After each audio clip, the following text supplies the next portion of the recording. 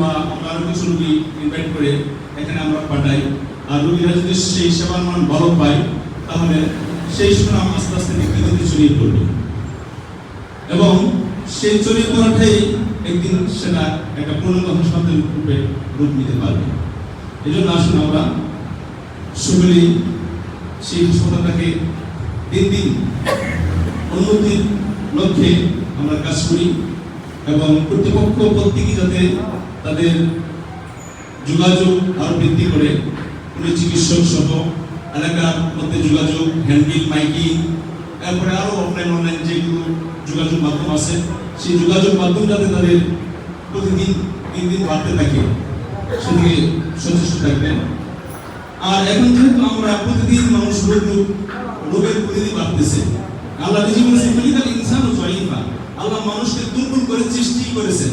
সৃষ্টির লগ্ন থেকেই মানুষ দুর্বল, আর প্রতিদিন প্রতি যুগ মানুষ দুর্বল হয়ে আসতেছে। এখন মানুষ অনেকটি দুর্বল হয়ে পড়েছে।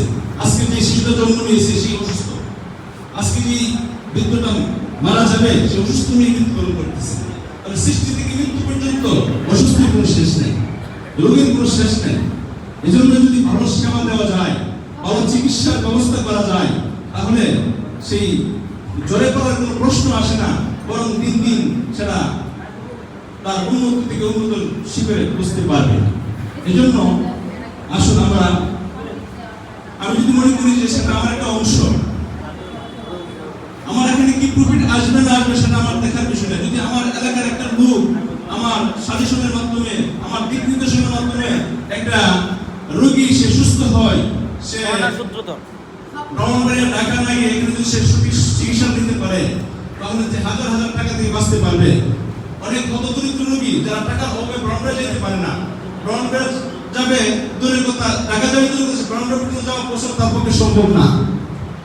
এই সমস্ত হতদরিদ্র রোগীরা যদি, এই প্রত্যন্ত অঞ্চলের রোগীরা যদি সেখানে যদি ভালো একটা সেবা পায়, তাহলে যেরকম তার অন্তর থেকে একটা দোয়া আসবে, সেই দোয়াটা আপনার জন্য, আমার জন্য, এই ডায়াগনস্টিক সেন্টারের জন্য অনেক কল্যাণ হয়ে আসবে।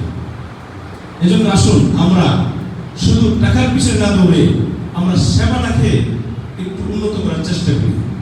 কারণ আমার নিয়ম থাকবে সেবা, আর টাকা আপনার পেয়ে আসবে। আপনি এটা দিয়েছেন বিজনেসের জন্য, এটা সবাই জানে, কিন্তু আপনার নিয়মটা যদি থাকে যে আমি এটা সেবার জন্য দিয়েছি, তাহলে সেবার যে সওয়াবটা আপনি পেয়ে যাবেন, এই পুণ্যটা আপনি প্রতিদিন পাইতে থাকবেন।